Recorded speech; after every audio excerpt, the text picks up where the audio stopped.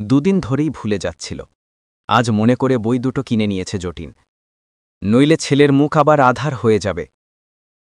কিছুই তো বায়না নেই, শুধু বই পড়তে চায়। সেটুকুও কি দিতে পারবে না? সাইকেলটা ছোট্ট বারান্দায় দাঁড় করিয়ে রেখে দরজায় কড়া নাড়ল যতীন। একটু রাত হয়ে গেছে। হোটেলে অনেক লোক হয়েছিল আজ। সব কাজ সেরে আসতে সময় লেগে গেছে। কে জানে ছেলেটা ঘুমিয়ে পড়ল কিনা। দরজায় কড়া নাড়তে অতসী খুলে দিল দরজা। ভেতরে উঁকি দিতেই অবশ্য দেখা গেল পলাশ এখনও ঘুমোয়নি। কি একটা বই পড়ছে খাটে বসে বসে। বাবাকে দেখে পলাশ নেমে এসেছে। বাবা, আমার বই এনেছ? কপট বিষাদ ফুটিয়ে যতীন বলে, এই যা, একেবারেই ভুলে গেছি তো। পলাশের মুখে অন্ধকারে নেমে আসে। ঠিক তখনই পিছনে রাখা দুহাত সামনে এনে ছেলেকে চমকে দেয় যতীন। দুটো বই ওর বাড়ানো হাতে ঝকঝক করে। আবল তাবল আর পাগলা দাশুর ঝকঝকে মলার চোখ ধাঁধিয়ে দেয় পলাশের। বই দুটো বুকে আঁকড়ে ধরে সে, নাকের কাছে নিয়ে গন্ধ শোঁকে। খুশি উপচে পড়ে দুচোখে। ছেলের খুশি দেখে মায়া লাগে যতীনের, আর কিছু লাগে না। বই পেলেই ছেলে খুশি। যতীন আর অতসীর একটাই স্বপ্ন, ছেলেকে ভালোভাবে মানুষ করা। পলাশ লেখাপড়ায় বেশ ভালো। স্কুলের দিদিমণুরা বলেছেন পলাশের লেখাপড়ার যত্ন নিতে। এ ছেলেকে নাকি কেউ আটকাতে পারবে না। বেশি আশা করতে ভয় হয়। শুধু এইটুকুই চাওয়া, ছেলে যেন তাদের মতো অশিক্ষিত না হয়। দেখতে দেখতে ক্লাস 6-এ উঠে গেছে ছেলে। নিজে নিজেই পড়াশোনা করে। যতীন অতসীর বিদ্যে অল্প, ছেলেকে সাহায্য করতে পারে না।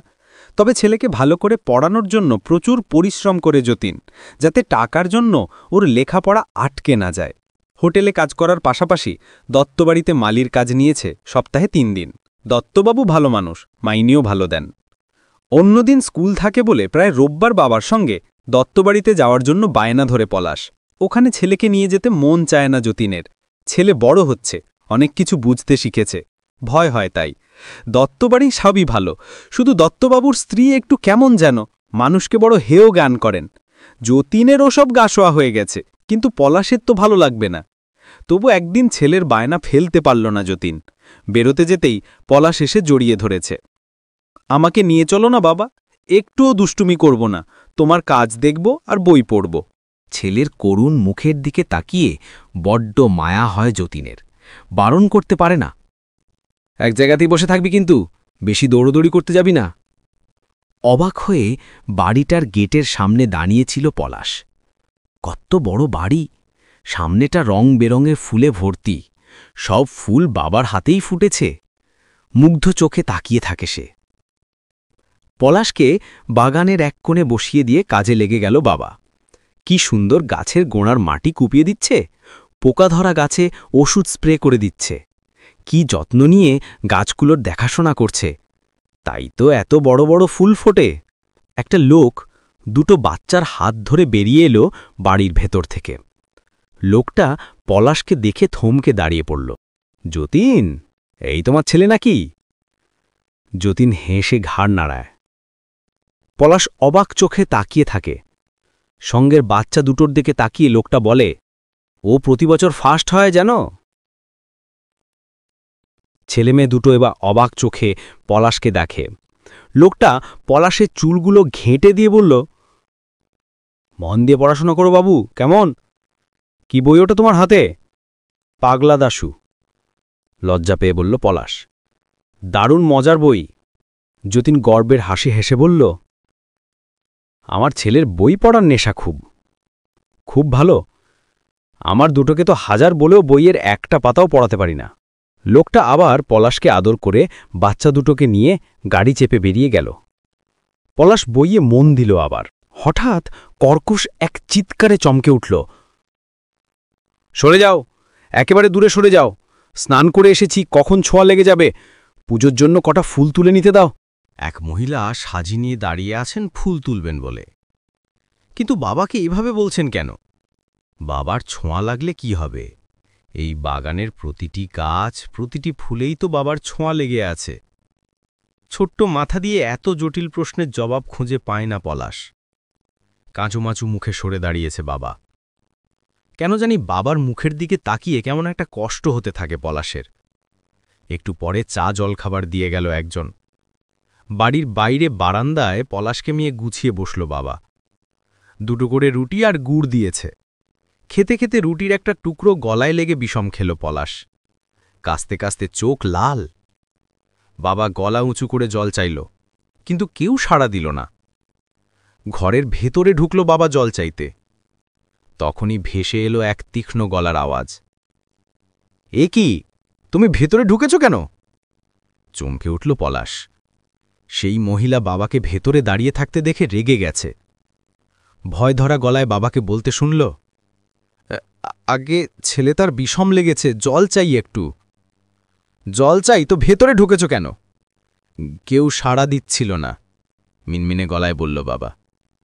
এখন বাইরে যাও, জল দিতে বলছি, বাইরে গিয়ে দাঁড়াও। তাড়া খেয়ে বেরিয়ে এলো বাবা। বাবা যে হোটেলে কাজ করে সেখানে 2-3টে কুকুর বসে থাকে বাইরে।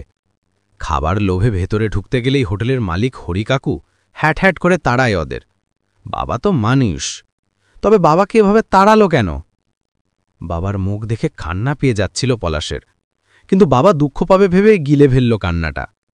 ভেতরে ওই মহিলা তখনও গজগজ করছিলেন, যত সব ছোট লোকের দল, বারবার বললাও বারণ মানে না। বাবা মুখ শুকনো করে পলাশকে নিয়ে বেরিয়ে এলো। গিন্নিমার মেজাজ একটু কড়া, তাই অমন খিটখিট করেন, ও সব কিছু নয়। আজ রাতে বাড়ি ফেরার সময় পলাশের জন্য একটা বই নিয়ে এসেছে যতীন। ঘরে ঢুকে দেখল একটা মোটা বাঁধানো খাতায় পলাশ কিছু লিখছে, খুব মনোযোগ দিয়ে। ছেলেকে চমকে দিতে চুপি চুপি ওর পেছনে গিয়ে দাঁড়াল।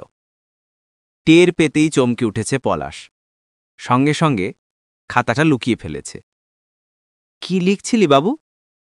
যতীন অবাক হয়ে জিজ্ঞেস করেছে। কিছু না বাবা, কখন এলে তুমি? এই এসেছি। কিন্তু তুই খাতাটা লুকিয়ে ফেললি কেন? লুকোয়নি তো। আর কিছু বলল না যতীন। তবে পলাশের ব্যবহার কেমন যেন লাগল। ছেলে মিথ্যে বলছে বোঝাই যাচ্ছে। সেদিন দত্তবাবুদের বাড়ি থেকে ফেরার পর থেকেই চুপচাপ হয়ে গেছে। আগের চেয়েও আরও মন দিয়ে পড়াশোনা করছে। তাতে যতীন খুশিই হচ্ছে। কিন্তু এখন মিথ্যেটা কেন বলছে? নাকি বাবাকে আর গুরুত্ব দেওয়ার প্রয়োজন মনে করে না? বাবার মান সম্মান বলতে কিছু নেই, সেরকমই কি মনে হয় ওর? একবার বলেছিল ওই কাজটা ছেড়ে দিতে। ছেলে কি করে বুঝবে ওই কাজ ছাড়লে চলবে না? দত্তবাবু এত ভালো মানুষ, যে কোনো প্রয়োজনেই সাহায্যের হাত বাড়িয়ে দেন। শুধু তার স্ত্রীর কড়া মেজাজের কারণে কাজ ছেড়ে দেওয়ার কোনো যুক্তি নেই। মনে মনে কি বাবাকে হেয় জ্ঞান করতে শুরু করেছে সে? জোর করে চিন্তাটা তাড়ায় যতীন। তার পলাশ ওরকম নয়। তরতর করে বড় হয়ে উঠেছে পলাশ। মাধ্যমিক দিয়ে দিয়েছে। যতীনের বিশ্বাসই হতে চায় না। দেখতে দেখতে রেজাল্টের দিনও চলে এলো। অতসী সকাল থেকেই ঠাকুরের সামনে বসে আছে। যতীন দুরু দুরু বুকে ছেলেকে নিয়ে স্কুলে গেল। স্কুলে পৌঁছতে সব টিচাররা হৈ হৈ করে উঠলেন। হেডমাস্টার বুকে জড়িয়ে ধরলেন পলাশকে। যতীন হতভম্বের মতো দাঁড়িয়েছিল। কিছুই মাথায় ঢুকছিল না ওর। সুলগ্না দিদিমণি হাসতে হাসতে বললেন, আপনার ছেলে গোটা জেলায় 7 নম্বর হয়েছে। আমাদের অনামী স্কুলটার নাম ওর কারণেই খবরের কাগজের প্রথম পাতায় উঠে এসেছে। আমরা সবাই ভীষণ ভীষণ খুশি। আর কিছু না বুঝলেও পলাশ যে সাংঘাতিক ভালো ফল করেছে এটা বুঝতে পারছিল যতীন। কখন যে আপনা থেকে দুচোখ ভাসিয়ে জল নেমে এসেছে বলতেই পারে না যতীন। দীর্ঘ বঞ্চিত অবহেলিত জীবনের সব যন্ত্রণা ভেসে যাচ্ছে এই প্লাবনে। বড় হালকা লাগছে নিজেকে। পলাশ এসে জড়িয়ে ধরল বাবাকে। কাঁদছে সেও। দাদু, দেখো বাবার ছোটবেলার ডায়েরি খুঁজে পেয়েছি আমি। বিশাল দোতলা বাড়ির ওপরতলার ব্যালকনিতে ইজি চেয়ারে বসে ঝিমুচ্ছিল যতীন। নাতির ডাকে চমকে তাকাল। 10 বছরের অরণ্যের হাতে ধরা খাতাখানা দেখেই চিনতে পারল। এ তো সেই খাতাটা যেখানে মাঝে মাঝেই লুকিয়ে কিছু লিখত পলাশ। অবাক হয়ে বলল, এটা কোথা থেকে পেলি? নাতির মুখে দুষ্টুমির হাসি। সে কিছু বলার আগেই পলাশের বউ অরুণা হাসতে হাসতে বলল, তোমার নাতি যা বিচ্ছু, ঠিক আলমারি ঘেটে খাতাটা খুঁজে বের করেছে। ঠাম্মাকে দেখিয়ে এখন তোমাকে দেখাতে এনেছে। এই খাতাটা তোমার আলমারিতে ছিল নাকি? অবাক হল যতীন। হ্যাঁ, তোমার ছেলে বুক দিয়ে আগলে রাখে খাতাটা, বলে এটা নাকি আলাদিনের প্রদীপ। মানে? যতীন আরও অবাক। আসলে এটা একটা ডায়েরি বলতে পারো। মনে সব কথা এখানে লিখে রাখত। এখনও লেখে, কাজের চাপ কম থাকলে। মাঝে মাঝে পড়েও শোনায় আমাকে। এটার জন্যেই নাকি একটু একটু করে সামনে এগিয়ে যাওয়ার পথ খুঁজে পেয়েছে ও। কি লেখা আছে এটাতে? দাঁড়াও, পড়ে শোনাচ্ছি। পড়তে শুরু করল অরুণা। প্রথম কয়েক পাতাতে দত্তবাবুদের বাড়ির ঘটনাটা লেখা। অরুণা পড়ে চলেছিল। বাবা আমাকে বুঝতে দিতে না চাইলেও আমি বুঝেছি বাবা খুব দুঃখ পেয়েছে, অপমানিত বোধ করেছে।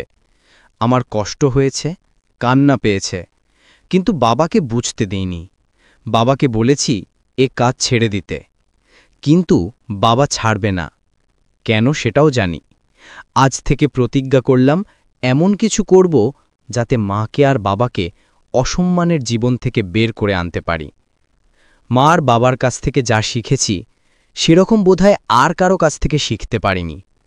বাবা আমাকে শিখিয়েছেন একাগ্রতা, পরিশ্রম আর ভালোবাসা দিয়ে কাজ করে সুন্দর সুন্দর ফুল কি করে ফোটাতে হয়। তারা আমায় শিখিয়েছেন সব বাধা পার করে কি করে লক্ষ্যের দিকে এগিয়ে যেতে হয়। আমি আমার লক্ষ্য স্থির করে ফেলেছি, একটু একটু করে সেদিকেই এগিয়ে চলেছি। কোনো বাধাই আমাকে থামাতে পারবে না। বাবাকে, মাকে একটা সুন্দর জীবন উপহার দেওয়ার দায় এখন আমার। পাতার পর তাতা জুড়ে নিজের লক্ষ্য আর সাফল্যের কাহিনী লিখে রেখেছে পলাশ। যতীন স্তব্ধ হয়ে শুনছিল। পলাশ আজ প্রতিষ্ঠিত ডাক্তার, দেশ জুড়া নাম ওর। এই জীবন এমনি এমনি পায়নি, অনেক সংগ্রামের ইতিহাস জড়িয়ে আছে এর পেছনে। যতীনের ছেলে থেকে ডক্টর পলাশ হওয়ার নাস্তাটা সহজ ছিল না মোটেই। যতীনের চোখ ভিজে গেছে। এই খাতাটা সত্যি আলাদিনের প্রদীপ বৌমা। অনেক অসম্ভবকে সম্ভব করতে শেখায় এই খাতাতে লেখা প্রতিটি শব্দ। অনেক যন্ত্রণা মনের মধ্যে চেপে রেখেছিল ছেলেটা। ডায়েরিটা না থাকলে জানতেই পারতাম না। আলাদিনের প্রদীপ তো আমাদের মনেই থাকে বাবা।